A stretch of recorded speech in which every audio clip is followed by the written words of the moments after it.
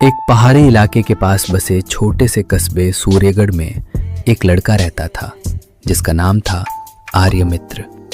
वो पढ़ाई में ठीक ठाक था, लेकिन उसकी एक आदत थी, वो जल्दी सीखता नहीं था।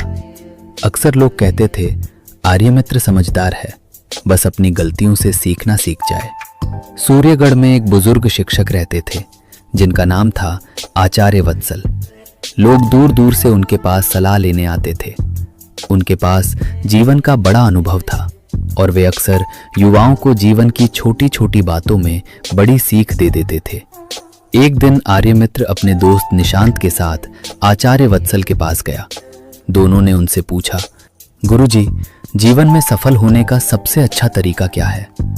आचार्य वत्सल मुस्कुराए और बोले, सफलता का सबसे बड़ा रहस्य है गलतियों से सीखना, लेकिन हर इंसान एक ही तरीके से नहीं सीखता। सीखने के 3 प्रकार होते हैं।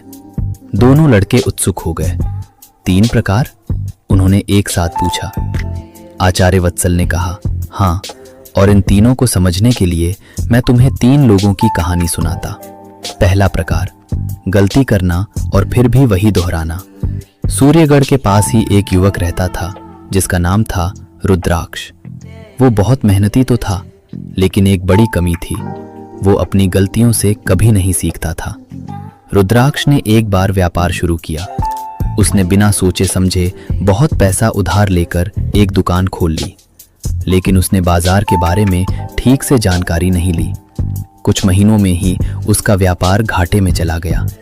लोगों ने उसे समझाया, रुद्राक्ष, पहले सीखो कि बाजार कैसे चलता है, फिर नया काम शुरू करो। लेकिन रुद्राक्ष ने किसी की बात नहीं सुनी। उसने फिर वही गलती की, बिना योजना के नया व्यापार शुरू कर दिया। इस बार नुकसान पहले से भी ज्यादा हुआ। उसके पिता ने कहा, बेटा, गलती करना बुरा नहीं है, लेकिन उसी गलती को बार बार दोहराना सबसे बड़ी गलती है। फिर भी रुद्राक्ष नहीं समझा। कई साल गुजर गए, लेकिन वो बार बार वही गलत फैसले करता रहा।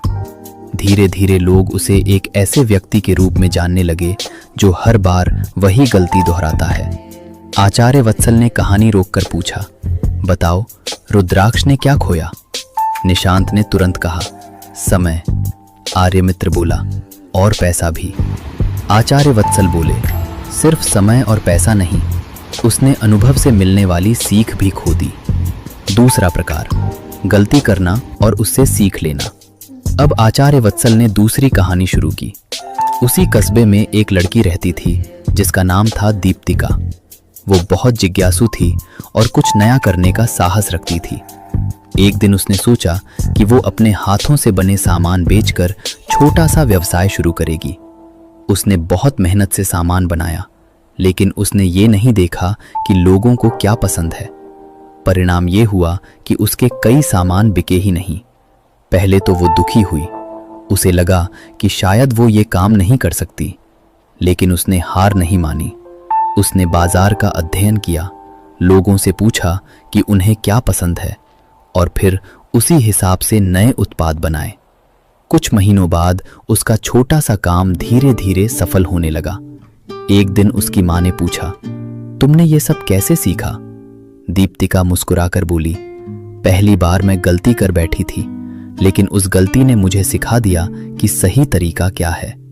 आचार्य वत्सल ने आर्यमित्र की तरफ देखते हुए कहा, देखो, यही दूसरा प्रकार है। गलती करना स्वाभाविक है, लेकिन गलती से सीख लेना बुद्धिमानी है। तीसरा प्रकार, दूसरों की गलती से सीखना। अब तीसरी कहानी शुरू हुई। सूर्यगढ़ में ही एक युवा था जिसका नाम था समरवीर। वो बहुत ध्यान से लोगों को देखता था। वो हर घटना से कुछ न कुछ सीखने की कोशिश करता था। जब उसने देखा कि रुद्राक्ष बार बार व्यापार में नुकसान उठा रहा है, तो उसने सोचा, अगर मैं भी बिना सोचे समझे काम शुरू कर दूं, तो मेरे साथ भी यही होगा।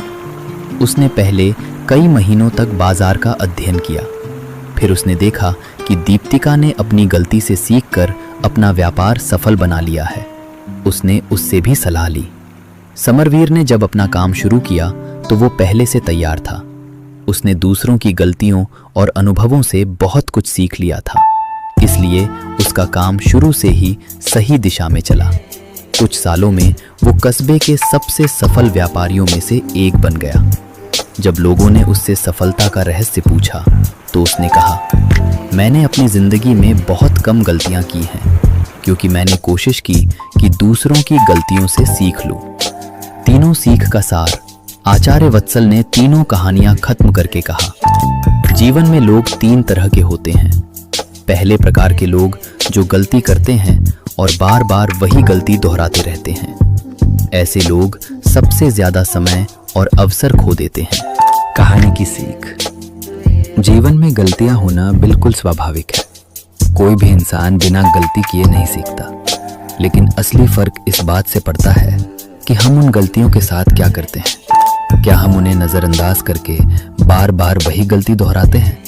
क्या हम उनसे सीखकर आगे बढ़ते हैं, या फिर हम दूसरों के अनुभवों से सीखकर समय बचा लेते हैं? सबसे समझदार वही है जो दूसरों की गलतियों से भी सीख ले, क्योंकि जो व्यक्ति हर गलती खुद करके सीखता है उसकी जिंदगी कम पड़ जाती है, लेकिन जो दूसरों की गलतियों से भी सीख लेता है उसकी जिंदगी अनुभवों से भर जाती है।